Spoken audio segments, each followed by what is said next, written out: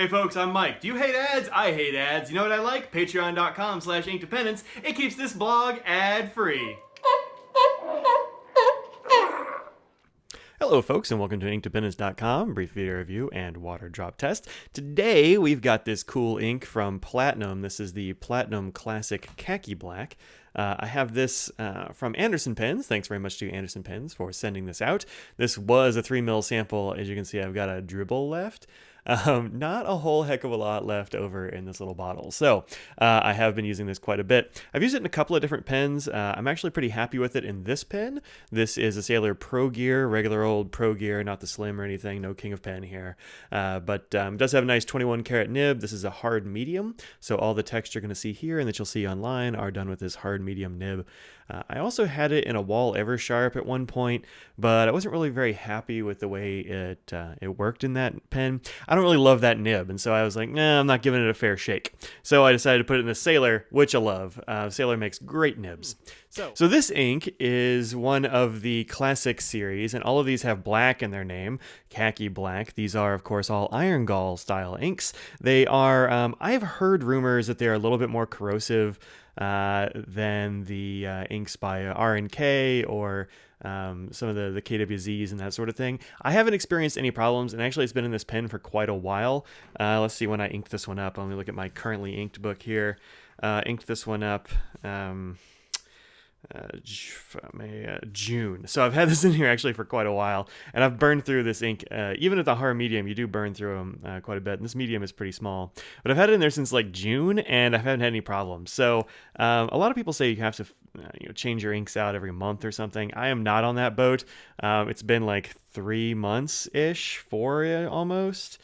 Yeah, 3-ish since I inked this one up, and no real problems. I mean, it's gone through a couple of converters full of ink. The converters in these are notoriously small, so that's why there's still a little bit left in the bottle, but these are notoriously small converters. You don't get all that much ink in them, so that's why I still have a little bit left. But in any case, this is a pretty nice feeling ink. It's a little bit dry on the nib. It doesn't feel scratchy or anything like that, but you will get a little bit of feedback, I think. It feels a little bit more pencil-y than your average ink, and that's just a function of the iron gall properties. And that means it's made with gallic acid, I believe, is what it's from. And anyway, it gives you some nice permanence. It does make it a little bit more acidic. And it does also usually have this color change component. However, there's no real color change in this particular ink. The rest of them that I've used do have more of a color change. I've used the citrus black, which I've done on this channel before. That one has a pretty awesome and massive and like quick color change. I've used cassis black, which is kind of like a pinkish reddish sort of color, and that one definitely darkens. This one doesn't darken all that much. It does go down maybe a little bit greener than this that it ends up, but not much of a change. Like it's almost imperceptible. Let me get this closer to the lens here so that we can see a little bit better. There we go. And you'll see it's kind of a really nice oaky sort of brown. This is a brown that I definitely think of as an oaky brown. I have several inks that are in this color family, so if you don't want to deal with the iron gallness of this ink, or you don't want it to feel a little bit odd, but you're okay with sacrificing some permanence, then, cool. The other thing that's good about these inks is that they all perform really well on copy paper from what I've seen. So here is the copy paper test. There are a lot of things on this paper. I'm actually done with this one, except for a couple of these I haven't actually reviewed yet. But this is the line here, of course, and you see there's no feathering or spreading or anything weird like that. And then on the back of the page, it's this line right here, which is in between some stuff that did show through a little bit. Nothing comes through from the khaki black. These inks are really good on crappy papers. The caveat is that you generally ought to keep them in gold nibs. That's why I've been using them in this one and not in some other steel nib pens, because gold is non-reactive and so it's not going to corrode at all. Yeah, it's really it's quite good. And if you like the color, I would say go for it. I have a few colors here. We'll look at some more ink comparisons here in a sec, but I've got here next to some of the browns and like sort of ish browns that I had in pens. I've got Cafe Crema there from Robert Oster. I've got the Robert Oster Bronze, which actually is way more green than I usually think it is. I wouldn't have put it on there if I'd remembered how green it was. And then Scotch Brown, which is a super dark brown, which is this one right here. It's a little bit different. And then something totally different is Califolio Itzamna, which I just wanted to put on there because I can't get tired of writing with it. It's a really cool orange. As far as other colors that are pretty close, here is, let's see, we'll zoom in.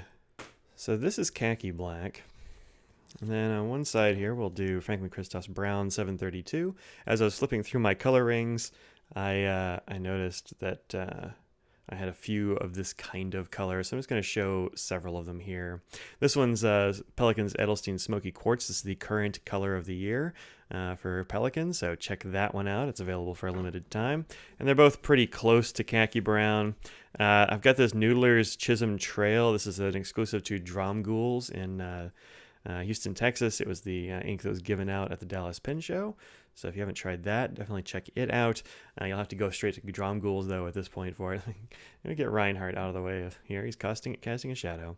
And then this is J. Herban Lee to Thee, which is a really nice sort of like, I don't know, tea leaves sort of color. And I like it quite a lot. It's pretty close. It's a little bit lighter, perhaps, than the Pelikan, or rather than the Platinum, but definitely in the same range. And it tends to behave a little bit better. Not quite as good on copy paper, but it feels better on the nib a bit. So there's some browns. I have lots of browns, but these are the ones that are closest, I think. There are a couple others that are pretty close too. There's, let's see what else comes in this family. I want to say there's another Pelikan that's kind of this close, but I don't know. It's not one that I use much, not one I had a color ring of. Let's back out. And do our water drop test. Oh, before that, let's look at it on a couple other papers. I almost forgot. All right, so here it is on, let's see, right there is the Progear Hard Medium on Tomoe River. This is an ink journal. You can go get these at inkjournal.com. This is from the Progear, and then actually a little while earlier, I had it in this wall. Yeah, there it is, khaki black there as well.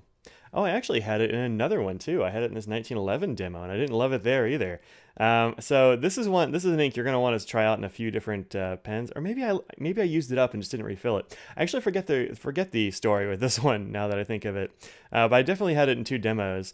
In any case, definitely try this out in a couple of different pens or nibs if you don't love it in the first one, because it does have a bit of a feedbacky feel, and so it might take a little bit getting used to or a little bit of trial and error.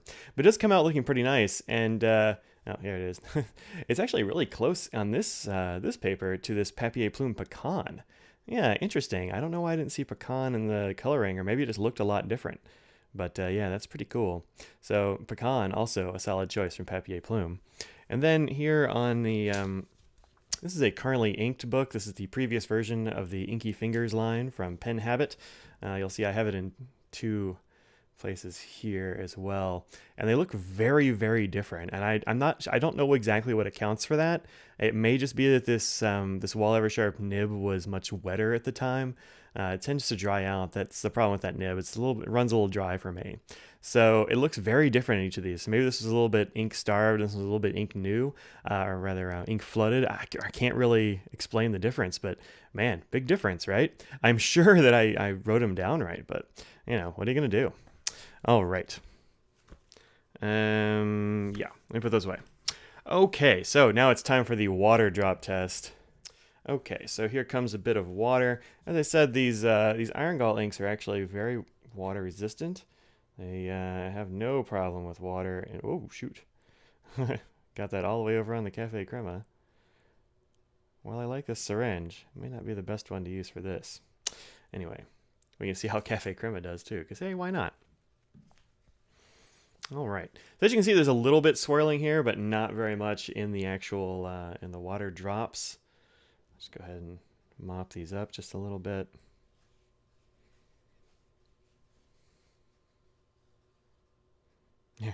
Yeah, so way more water resistant than Cafe Crema, which is gone. That is just solid gone. Look at that, it's all on the paper towel. Just nothing left. But this really hasn't moved at all. It turns like maybe a little bit more army green than brown, which is an interesting effect. But yeah, it doesn't really move much at all. That brown overtone seems to have moved off, which does sort of mirror what I found in the chromatography. Let's take a look at that right quick. Again, they still have not fixed the final cut problem, so I can't show you how this went. But man, this is a really cool result. Look at this thing. Look at that. This is, again, Platinum's classic khaki black. And what's left over down here is actually a blue. And then you see like red and orange and brown notes coming off the top of it. It doesn't travel very far, even though I left it in the water a little extra long. But it does travel quite a bit. And man, that looks cool, right? But yeah, it's not a, it's not just a solid brown. Anyway, this is pretty cool. I really like this result. And actually, I hadn't even looked at it until just now. I clipped it up and let it hang and just sort of ignored it to dry. And man, this is what you end up with. So really cool. Odd that you get that there and then sort of here you see maybe that's kind of not green, maybe it's bluish. It's a little bit hard to tell. Maybe that's just the blue that's left over actually.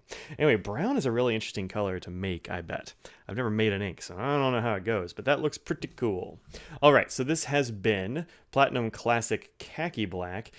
Check this out at the places you know of that carry platinum inks. I got this one from Anderson Pens as a review sample. Thanks again, Brian and Lisa, for sending these out, and crew.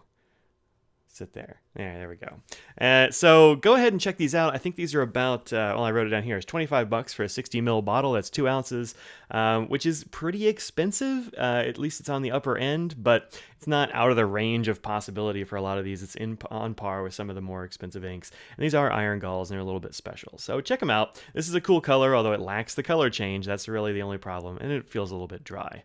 Although, I must say, when I say it feels dry on the nib, I mean it feels a little bit pencily. I don't mean that the flow is dry. The flow is actually just fine. I've never had a hard start from this ink, even with the drier pens like the Wall Eversharp I was using it in. But this one works great in this this here pen. So anyway, there you go. That's that. I will see y'all later. Peace out. So this ink.